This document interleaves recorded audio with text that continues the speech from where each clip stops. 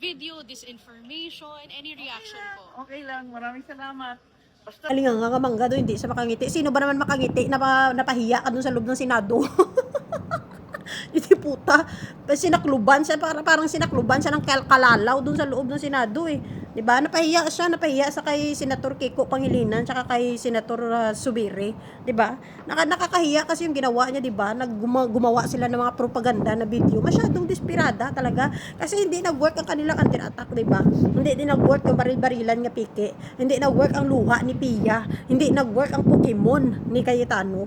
Ngayon naman ito naman si Mangga na naman nagpalabas ng propaganda video. Alam mo, napapahiya lang kayo sa mga ginagawa nyo. Kasi alam nyo, ganito yan, yung mga ginagawa nyo na yan, ano yan eh, nagbubunga yan. Pansinin nyo ito. Pansinin nyo maigi. Ang mga gumagawa ng masama dyan, lalo na yung Trising Judas, pansinin nyo, the more na gumagawa sila ng mali, sila ang napapahiya, nababaktuyo sila, 'di ba? Pansinin niyo 'yan mabuti. Talagang na kung anong ginawa nila, nadidebunk sila. Kung ano yung sinabi nila, kung ano yung paninira nila, bumabalik talaga sa kanila. Kasi kahit kailanman yung mali, hindi mo magagawang tama. Hindi mo 'yan magagawang tama kahit balik-baliktarin mo yung mundo, ang mali ay mali pa rin. Kaya nga pansinin nyo, hirap na hirap silang mag-debunk. Yung mga DDS, hirap na hirap din mag-debunk. Yung mga vlogger nila, nahirapan din mag-debunk. Kasi ang mali is mahirap ilaban. Kahit ilaban mo man yan, at the end, katotohanan pa rin yung lalabas. Ganun lang yan kasimple. Yung mga ginagawa nila ngayon, nakagaguhan na to, nababaktuyo sila. Ganyan talaga yung divine justice. Hindi nyo maluluko yung divine justice, yung karma ba na. Karma man yan. Kahit kailan. Pero karmahin ka pag may ginawa kang mali. Ganito lang yan, no? Kung mali ang ginawa mo, mali talaga magiging bunga niyan. No? Kung kasinungalingan yung tinanim mo, kasinungalingan din ang bunga niyan. Ganun kasimple.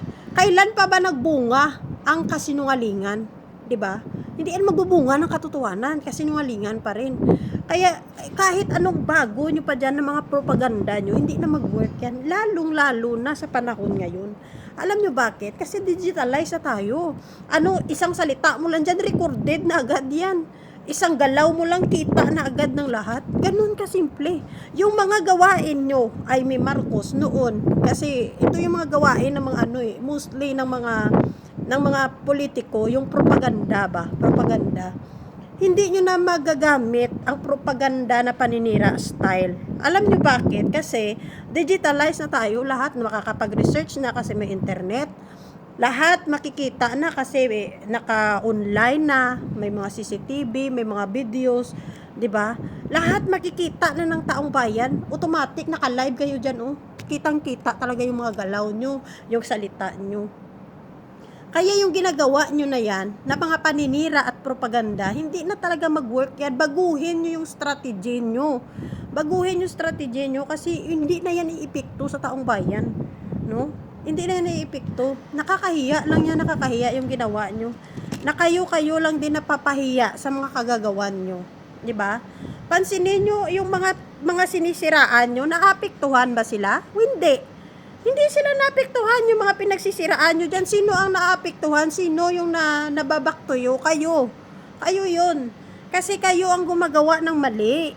Yung mga mali na yan, na pilit nyong pinapahid sa iba para magmukha kayong malinis, magmukha kayong banal, magmukha kayong mabuti, mabait, lahat na parang kayo yung the best na. Pero hindi nyo na yan maluluko ang taong bayan. Ganun kasimple. Huwag nyo nang lukuhin yung mga sarili nyo.